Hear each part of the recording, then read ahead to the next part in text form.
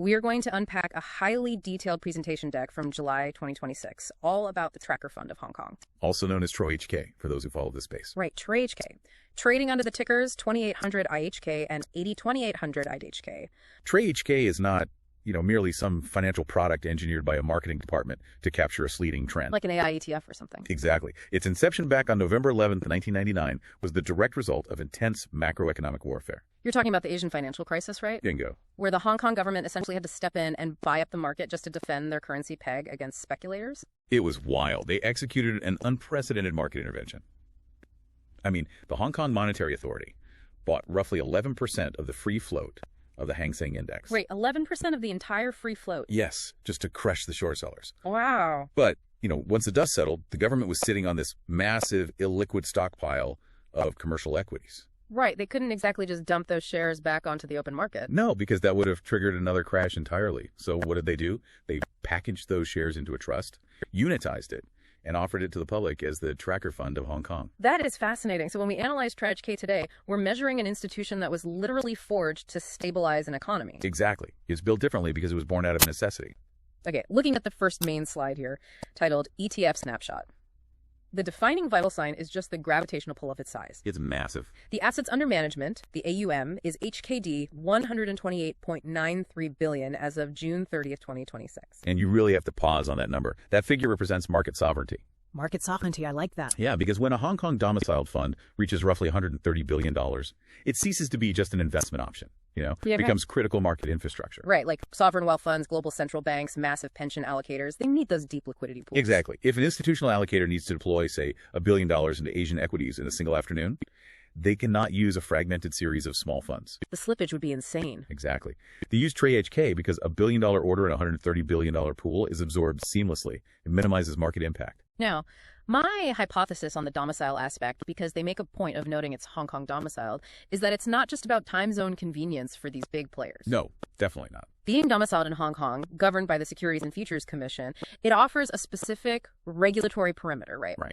One that institutional capital prefers when dealing with Chinese assets, as opposed to, say, routing that capital through a U.S.-listed vehicle. Yeah, that regulatory perimeter provides legal certainty.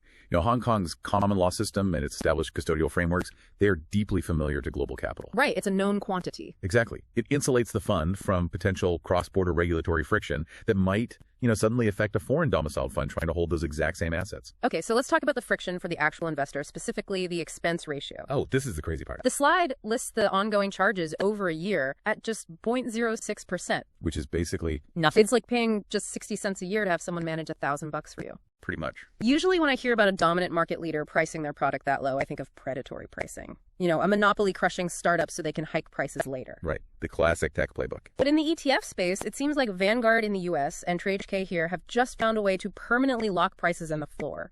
The math on a 0.06% fee only works if the scale is practically infinite, right? Yeah. Which acts as a permanent barricade against competition. That barricade is entirely structural. At nearly 130 billion Hong Kong dollars, that 0.06% fee still generates substantial absolute revenue. True. 0.06% of 130 billion is still a lot of money. Exactly. Because the fixed operational costs of running a passive index fund, maintaining the custodial plumbing, executing rebalances, paying the index provider, those costs do not scale linearly with AUM. Right. The software doesn't care if it's trading 1 billion or 100 billion. Exactly. Whether you manage 10 billion or 100 billion, the software and the mandate remain largely the same. So by weaponizing their marginal cost curve, TraHK suffocates the oxygen in the room. So a new issuer attempting to launch a competing Hang Seng tracker just can't survive on a 0.06% fee? They bleed out instantly, not without billions in initial seed capital. Which essentially forces the competition to launch more exotic, higher fee products just to survive, leaving TraHK as the undisputed king of the broad market. Pretty much. Now, the slide notes the replication type as physical, full replication, and highlights that it was Asia ex-Japan's first physical ETF. Let's dig into the mechanics of that. Yeah, this is a crucial distinction. Because the alternative synthetic replication always sounds inherently riskier to me. It is, because synthetic replication relies on derivatives. In a synthetic ETF, the fund manager doesn't actually buy the underlying stocks. Wait, they don't buy the stocks at all? Nope. They take the investor's cash, buy a basket of unrelated collateral, and then enter into a total return swap with an investment bank. And the bank contractually agrees to pay the fund the return of the target index. So you are basically outsourcing the tracking to a bank's trading desk. Exactly. I mean, I can see why a fund might do that if they're trying to track a highly illiquid market, like, I don't know, frontier market bonds, where physically buying the assets incurs massive bid-ask spreads. Right, or weird tax penalties. But you introduce massive counterparty risk. If the bank providing the swap defaults, the investor is just left holding collateral that might have nothing to do with the index they wanted. Which is a totally unacceptable risk for the type of Tier 1 capital that TraHK attracts. So full physical replication means TraHK uses its $130 billion to buy the actual common stock of HSBC, Tencent, Alibaba. In the exact proportions dictated by the index. Exactly. They hold the legal title. They collect the dividends directly from the company's treasuries. Yeah. It eliminates the swap counterparty risk entirely. Because you literally own the shares. Yes. In a period of macroeconomic stress, knowing your capital is backed by physical shares rather than a derivative contract is a foundational requirement for institutional trust. And speaking of capital entering the fund, the snapshot explicitly lists two ticker codes. There's 2800.HK, which is the Hong Kong dollar counter, and 18800.HK, which is the renminbi or RMB counter. Yeah, the dual countermount. So the underlying assets are identical. The physical shares are the same, but they have built two separate liquidity doors. I imagine this has everything to do with, like, the southbound stock connect and those massive pools of capital sitting on the mainland. It's a masterpiece of capital facilitation, really. Consider an onshore Chinese asset manager or even a mainland retail investor holding offshore renminbi. Okay. If TraHK only traded in Hong Kong dollars, that investor would face severe friction. They'd have to convert their RMB to HKD, incurring foreign exchange spreads, settlement delays. Potentially bumping against currency control quotas, right? Exactly. It's a huge headache. Yeah. But by offering the 800.HK ticker, TraHK just bypasses the currency toll booth entirely. The mainland investor buys the fund in RMB, the fund handles the internal accounting, and the investor gets pure, unhedged exposure to the underlying Hong Kong blue chips. With zero mechanical drag from FX conversions, it creates this seamless conduit for mainland liquidity to support Hong Kong asset prices. Which integrates the offshore and onshore financial ecosystems. Perfectly, while maintaining the integrity of the underlying trust. Okay, so the mechanics are pristine, huge scale, zero counterparty risk, frictionless entry. But we have to look at what this machine has actually produced for the investor. Right, the actual return. The slide shows an annualized dividend yield of 3.18% on the HKD counter, distributed semi-annually. Now, that yield makes sense when we see the largest sector is financials at 33.58%. Yeah, financials tend to pump out heavy dividends. But the performance metrics are incredibly jagged. I'm looking at this. We have a one-year annualized performance of negative 5.04%. A 5-year annualized performance of negative 4.61%. It's been a rough stretch. Yet, sandwiched right in the middle, the 3-year performance is a positive 6.43%. And the max since 1999 is positive 1.75%. Yeah. I mean, let's unpack this. If I bought in a year ago, I'm down 5%. If I bought 5 years ago, I'm down almost 5% annualized. But the 3-year is up 6.43%. That is a wild roller coaster. What does this tell us about the volatility of Hong Kong blue chips? Well, the data reflects a market that has been the epicenter of rolling macroeconomic shocks. That 5-year negative drag, it captures a historic confluence of headwinds. Right. You have the aggressive regulatory recalibration of the Chinese technology sector. Which basically structurally lowered the earnings multiples investors were willing to pay for massive index component. Exactly. And simultaneously, you had the deleveraging of the mainland property sector. Oh man, the property sector stuff. Yeah, and that cast a long shadow over the balance sheets of the financial sector, which, as you noted, makes up a third of this fund. And then you layer on the global interest rate environment on top of that. When the U.S. Federal Reserve rapidly hikes rates, the cost of capital soars. It drains liquidity from emerging and offshore markets like Hong Kong. That combination compresses valuations severely. But then, look at that 3-year positive 6.43% window. Yeah, where did that come from? That captures the explosive, albeit uneven, reopening trade following the lifting of pandemic restrictions. It proves that this market functions much more like a coiled spring than a steady escalator. Interesting, a coiled spring. Yes, it requires an investor to have a robust stomach for cyclical drawdowns and an understanding that entry points dictate long-term outcomes far more dramatically here than in markets dominated by, say, secular, non-cyclical growth. And through all that macro violence, the fund manager's only job is just to keep the ETF aligned with the index. Just stick to the script. Right. The final metric on the snapshot slide is the tracking error versus Hang Seng Index, sitting at 2.21% for the rolling 1 year. Which is a very crucial metric. If we think of the ETF as a high-speed train and the index as the tracks, the tracking error is basically the mechanical vibration, right? Like how much the train rattles against the rails. That's a great analogy. The vibration is caused by the inescapable friction of reality. The index itself is just a theoretical mathematical construct. It doesn't live in the real world. Exactly. It pays no trading commissions, it pays no management fees, and when a company issues a dividend, the index mathematically reinvests it at the exact closing price of that same day. But TraHK operates in the physical world, It has to extract its 0.06% fee, and when it receives billions in dividends, that cash sits in a custodial account for a period of time before it can be efficiently deployed. Which causes cash drag in a rising market, Right. or provides a slight buffer in a falling one. Right. And when the index committee adds or removes a stock, TraHK incurs actual bid-ask spreads to execute those block trades. Therefore, a 2.21% tracking error is just the quantified cost of that physical reality. Exactly. And for institutional mandates, maintaining a tight standard deviation of that error is paramount. If a manager starts drifting too far from the benchmark, introducing unintended active risk, the institutions will pull their capital. So TraHK publishing this figure front and center is basically a declaration of operational competence. We know what we're doing, and here's the math to prove it. All right, so we've diagnosed the macro structure, but to understand why the performance oscillates so aggressively, we really have to dissect the actual organs of this economic patient. The holdings. Yes, the macro forces only matter in how they affect the specific companies inside the basket. Moving on to the next slide, titled Top Holdings. The immediate red flag for any risk manager is the sheer density of the concentration. It is extremely top-heavy. The bottom of the slide notes that these top 10 companies make up a whopping 48.0% of the entire ETF. You are deploying $130 billion, but nearly half of it is dictated by the fortunes of just 10 boardrooms. Because the Hang Seng, like most major global benchmarks, is market capitalization weighted. The larger a company grows in market value, the larger its mandatory allocation within the index. Which introduces a structural momentum bias, doesn't it? As a company succeeds and its stock price rises, its market cap swells. The fund manager is mechanically forced to buy more of that stock at higher and higher valuations, constantly feeding capital to past winners while starving the smaller constituents. Yes, and it fundamentally alters the nature of diversification. You believe you are buying a broad representation of the Hong Kong economy, but in reality, the bottom 50 companies in the index are essentially statistical noise on any given trading day. Your returns are just entirely captive to the idiosyncratic risks of the megacaps. Completely. And looking at these specific megacaps, it's a fascinating tug of war between the legacy pillars of capital and the modern digital economy. The number one holding is HSBC Holdings at 9.03%. Old school banking. Number 2 is Tencent Holdings at 8.02%. Number 3 is Alibaba Group at 6.37%. Then you have traditional juggernauts like China Construction Bank, AIA Group, and Industrial and Commercial Bank of China, mixed in with China Mobile, Hong Kong Exchanges and Clearing, and then tech platforms like Xiaomi and Meituan. That's real clash of eras. Totally. Let's do a granular comparison of the valuations because the internal contradictions here are just wild. We have the price to earnings, or PE ratio, and the trailing one-year earnings per share, or EPS, growth. Let's look at the banks first. Look at China Construction Bank, or CCB. It holds a massive 5.12% weight in the fund, but it is trading at a PE of just 5.46.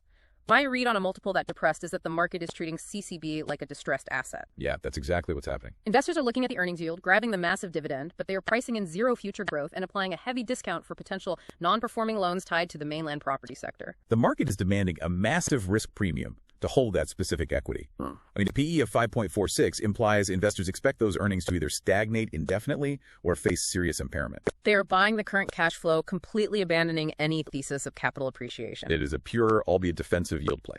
But then you look slightly down the list at Hong Kong Exchanges and Clearing, HKEX, sitting at a 2.88% weight. It boasts a PE of 27.50. It's operating in the exact same geographic macro environment as CCB, yet the market is willing to pay 5 times the multiple for $1 of HKEX earnings. Because HKEX owns the casino. Owns the casino, right. They operate the monopoly infrastructure for public equity trading in Hong Kong. They don't take on the direct balance sheet risk of commercial lending like CCB does. They just take a cut of the action. Exactly. HKEX generates revenue on the velocity of capital, the clearing fees, the listing fees. So that 27.50 PE reflects a structural premium for that unassailable moat, and the expectation that as cross-border capital flows evolve, HKEX will remain the inevitable toll bridge. So the index mechanically forces you to hold both the distressed lender and the premium toll bridge. Yes, you don't get to choose. But the contradictions get even sharper when we look at the EPS growth in the technology sector. Look at Xiaomi Corporation at a 2.59% weight. Their trailing one-year EPS growth is an explosive positive 68.08%. Huge numbers. That implies massive success in their hardware cycles, perhaps their aggressive entry into the EV market, really capturing consumer spend. But then we look at Alibaba, the third largest holding, at 6.37%. Their EPS growth is a negative 17.89%. They are contracting. Yeah, and that divergence illustrates the fragmentation of the Chinese consumer economy. You can no longer buy China tech as a monolithic growth narrative. It's not just one big bucket anymore. Exactly. Xiaomi's 68% growth is driven by distinct product cycle execution or global export hardware dynamics. But Alibaba's nearly 18% contraction. That reflects a brutally saturated domestic e-commerce market. Right, intense margin pressure from competitors like Pinduoduo. And the lingering operational friction of their recent corporate restructuring efforts. Here's where it gets really interesting for me. How does a single ETF absorb a massive 68% growth from one tech giant while its older sibling Alibaba shrinks by nearly 18%? Does the math just wash out? Yep. You aren't picking the winner of the e-commerce war or the hardware war. You are buying the entire battlefield. Exactly. The manager mathematically aggregates Xiaomi's massive fundamental expansion and Alibaba's painful contraction into the exact same unit price. And sometimes the manager is forced to buy a combatant that is currently, well, bleeding out, which brings us directly to the final holding on this top 10 list, Meituan, at a 2.51% weight. This one always raises eyebrows. If we look at the columns for PE ratio and EPS growth, both simply read NA. Yeah. The slide's footnote clarifies that Meituan's metrics are NA because the company reported a trailing 12-month net loss. How does a company actively losing money secure a 2.5% allocation in a blue-chip dividend index? Historically, the term blue chip demanded a fortress balance sheet and uninterrupted profitability. It represents an evolutionary shift in index methodology. Honestly, if the Hang Seng Index strictly demanded trailing profitability, it would have systematically excluded the most dominant platforms of the modern digital economy during their heavy investment phases. Oh, that makes sense. Yeah, Meituan commands an overwhelming share of local services and food delivery logistics. Their top-line revenue and economic footprint are undeniable. So they're generating net losses because they are aggressively routing capital back into market share acquisition and infrastructure rather than letting it fall to the bottom line. Precisely. The index committee had to make a pragmatic decision, a benchmark that excludes the dominant consumer logistics platform of the era simply because it isn't optimizing for trailing net income. Is a benchmark that fails to reflect the actual economy. So they include the unprofitable growth engine, knowing full well it mathematically drags down the aggregate profitability metrics of the overall fund, which leads us to the total row at the bottom of the slide. Grand synthesis. Right. The ETS aggregates this massive structural variance, the 5 PE banks, the 27 PE exchanges, the 68% growers, and the net loss platforms into a single blended profile. The Hang Seng Index's published trailing PE is 13.39x, the weighted price to book is 2.27, and the weighted EPS growth of these top 10 is 5.62%. That 13.39 multiple and 5.62% growth rate is essentially the baseline temperature of the patient. Right. But a baseline temperature only has meaning when compared to historical health records. Exactly. Which means we need to look at how that 13.39 valuation sits within the broader context of history.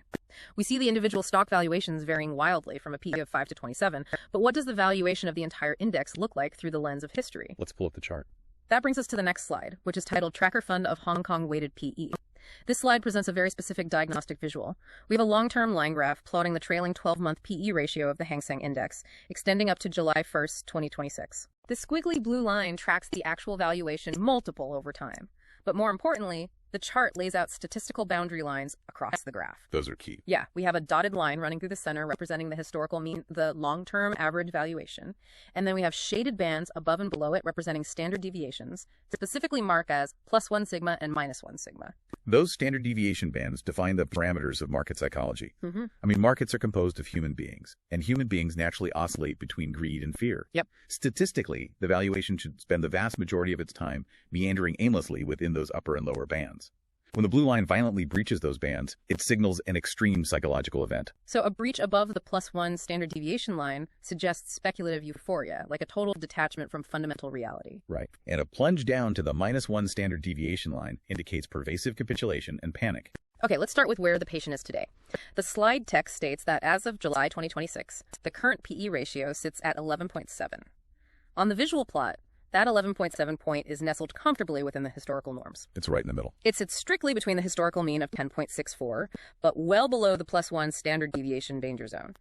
So if the index's valuation is a thermostat, we aren't freezing and we aren't boiling. We're at a comfortable room temperature, maybe just a little bit warm since we're above that 10.64 average. It is a state of rational consolidation.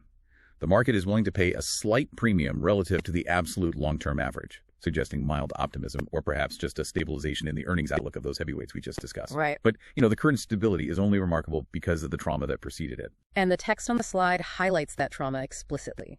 It points to a significant compression in valuation during 2023, accompanied by the phrase mean reversion and volatility.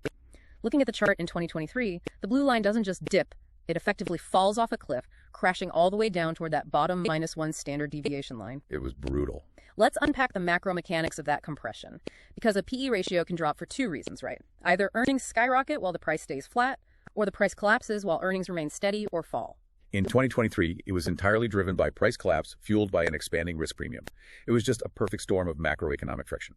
First, you had the relentless upward march of the U.S. risk-free rate. Fed hikes. Exactly, which fundamentally altered the discount rate applied to all global equities, but it hit emerging and offshore markets particularly hard. capital fled toward higher-yielding, safer U.S. assets. Right, the structural cost of capital simply became too expensive to justify holding volatile Asian equities. Concurrently, the realization set in that the post-COVID economic reopening on the mainland was not going to follow the V-shaped trajectory seen in Western economies. It was sputtering. Consumer confidence was deeply impaired, and the structural deleveraging of massive property developers was sending shockwaves through the financial system. The market looked at banks like CCB and tech platforms like Alibaba and decided their future cash flows required a massive margin of safety. So they refused to pay the historical mean of 10.64. They just drove the multiple down to the absolute floor of historical norms. Exactly. But the chart demonstrates a physical reality of markets that we often forget in the midst of a panic. Mean reversion. The idea that asset valuations act like a pendulum moving through fluid dynamics. Right. You can pull the pendulum far to one extreme, but the gravitational pull of historical fundamentals eventually drags it back toward the center. Mean reversion is the most relentless force in finance over a long enough time horizon. Panic is exhausting. Eventually, the fundamental reality of the cash flows asserts itself. Even in a stressed macro environment, the sheer volume of revenue generated by Tencent or the dividend yield offered by HSBC becomes mathematically too cheap for value-oriented capital to ignore. So the selling exhaustion is met by incremental buying, sentiment marginally improves, and the multiple begins its arduous climb back to the mean. Which is exactly what happened. And that validates the recovery narrative detailed on the slide. It reads, the current value of 11.7 shows that the index has successfully rebounded from those lows and has been consolidating within the upper half of its trading band over the past year. The pendulum swung back. Right, past the center, and has settled into a comfortable rhythm. But knowing the valuation is normalizing doesn't tell us if TraHK is the optimal vehicle to capture that recovery. No, because it doesn't exist in a vacuum. The asset management industry is hyper-competitive, and there are dozens of issuers trying to siphon capital away from TraHK. Let's see how it measures up on the next slide, titled Peer Comparison. This is a great slide. This table pits TraHK against its 5 most prominent Hong Kong and Greater China equity ETF rivals. And looking at the data, the presenter has essentially crowned TraHK with 2 distinct gold medals. Yep. The first is for largest AUM, holding that massive HKD 128.93 billion fort. The second is for the lowest expense ratio, defending the absolute floor at 0.06%. We touched on how those two metrics feed each other earlier, but seeing them stacked against the competitors really reveals how difficult it is to break a liquidity moat once it is established. Let's dissect these competitors to understand their distinct strategic angles. The runner-up by size is the CSO Hang Seng Index ETF, trading under 3033 TraHK. It has built a very impressive HKD 80.29 billion AUM. Very respectable size. But the metrics are vastly different. It charges a punishing 0.99% expense ratio, offers a 0.00% dividend yield, and suffered a 1-year return of negative 10.43%. Why would an investor willingly pay nearly 1% in fees, 15 times higher than TraHK, only to suffer a double-digit loss and receive 0 dividend income? It seems entirely irrational on the surface. It seems irrational until you understand the specific duration, risk, and index mechanics of 3033 TraHK. Okay, unpack that for us. So TraHK is the broad market. It includes the banks, the utilities, the real estate. The CSOP fund exclusively tracks the Hang Seng Index. It strips away the traditional economy and concentrates purely on hyper-growth, digital-first enterprises. Oh, the Alibabas, Tencents, and Xiaomis, but without the ballast of HSBC to steady the ship. Precisely, that is the core dynamic. These tech companies are heavily reinvesting capital. They do not prioritize dividend payouts, hence the 0.00% yield. More critically, technology companies are long-duration assets. Meaning their valuations are deeply dependent on cash flows expected many years in the future. Exactly. And when interest rates rise, as we discussed in the 2023 compression, the discount rate applied to those distant cash flows increases exponentially. The present value of future growth collapses much faster than the present value of a bank's immediate dividend. Therefore, a pure tech ETF will suffer disproportionately during a rate hiking cycle, explaining that brutal 1-year negative 10.43% return relative to TraHK's milder negative 5%. Wow. Investors in 3033 HK are paying that 0.99% premium fee because they are making a highly tactical leveraged bet on a tech sector rebound and an eventual easing of interest rates. They're accepting extreme volatility for the chance of extreme alpha. TraHK is the anchor, 3033 HK is the sale. TraHK is the anchor, 3033 is the sale. That's a great way to put it. That structural difference explains the tech fund perfectly. Then we look at the mainland focus funds, the Hang Seng China Enterprises Index ETF 2828 HK and the CSOP FTSE China A50 ETF 2822 HK. Yeah, the mainland trackers. They command smaller AUMs, 23 billion and 8 billion respectively. Their fees are significantly higher at 0.65% and 1.18%, though they offer moderate dividend yields. They provide distinct flavors of mainland exposure, but they clearly haven't achieved the institutional scale of TraHK. Not even close. But here's where the competitive landscape gets fascinating. Look at the iShares Core Hang Seng Index ETF, ticker 3114.HK. This fund is managed by BlackRock, arguably the most powerful ETF issuer on the planet. Oh yeah, they're giants. It tracks the exact same Hang Seng Index as TraHK. It charges a highly competitive 0.09% fee, yet its AUM is a microscopic HKD 2.37 billion. How can BlackRock offer a nearly identical product at a near identical price and fail to capture even 2% of TraHK's market share? It exposes the raw mechanics of liquidity lock-in and the creation-redemption process of ETFs. For a retail investor buying 10 shares, 3115 JetHK and TraHK are functionally identical, but ETFs are driven by institutional capital. Institutions trade in massive blocks. Right. If a pension fund needs to exit a $500 million position, they look at TraHK and see daily trading volumes that can absorb that order without moving the underlying share price. But if they try that with the BlackRock fund? If they attempt to execute a $500 million sell order in 3115 HK, which only has $2.37 billion in total assets, the sheer size of the order will overwhelm the available buyers in the secondary market. So the market makers would have to step in, buy the ETF shares, break them apart, and sell the underlying stocks, the whole redemption process. But that process incurs friction and widens the bid-ask spread. Massively. The institution would suffer massive slippage. They would lose far more money on the execution spread of the illiquid ETF than they would ever save on a few basis points of management fees. Wow. TraHK's massive AUM generates deep secondary market liquidity, which attracts more institutional capital, which further deepens the liquidity. It is a virtuous cycle that even a giant like BlackRock struggles to disrupt once the incumbent is entrenched. Now, I have to challenge one data point on this slide because it looks like a glaring anomaly. Look at the iShares MSCI Hong Kong ETF, ticker EWH. It shows an expense ratio of 0.50%, but the one-year performance column lists a massive positive 37.3% return. There is an asterisk next to it, but on a slide where every other fund is reporting negative returns or low single digits, EWH looks like it discovered the holy grail. Wait, really? Are the managers of TraHK just chronically underperforming a vastly superior product? This is a classic analytical trap. Okay. The presenter included EWH to demonstrate why top-line comparative data is fundamentally useless without rigorous auditing of the underlying parameters. Walk me through the forensic accounting here, because 37% doesn't just happen by accident. The footnotes reveal three massive structural mismatches. First, the temporal mismatch. EWH's one-year return data of positive 37.3% is recorded as of March 31st, 2026. Every other fund on this slide is evaluated as of June or July 2026. In a market capable of extreme cyclical volatility, shifting the 12-month trailing window by a full quarter completely alters the dataset. EWH's metric captures a specific trailing rally, while excluding a subsequent drawdown that the others absorbed. It's like measuring one marathon runner at the downhill section and another at the uphill section and comparing their speeds. Exactly. Second, the methodological mismatch. EWH tracks the MSCI Hong Kong 2550 index. This index has a fundamentally different weighting methodology and constituent list than the Hang Seng Index. Right. Historically, MSCI Hong Kong has leaned much heavier into local Hong Kong real estate and utilities, with significantly less exposure to the volatile mainland tech platforms like Alibaba and Tencent that drag down TraHK. So they are literally running a different race on a different track. And finally, the currency mismatch. EWH is a U.S. domiciled fund, priced in U.S. dollars. The performance is calculated based on USD returns. TraHK is calculated in Hong Kong dollars. Even though the HKD is pegged to the USD, minor fluctuations in the peg and the mechanics of foreign exchange translation impact the final yield. Right. The presenter is forcing the audience to realize that comparing EWH to TraHK without adjusting for time, index composition, and currency is analytical malpractice. That makes total sense. One last detail on this peer comparison. Under the track and error column, TraHK boldly lists its 2.21%.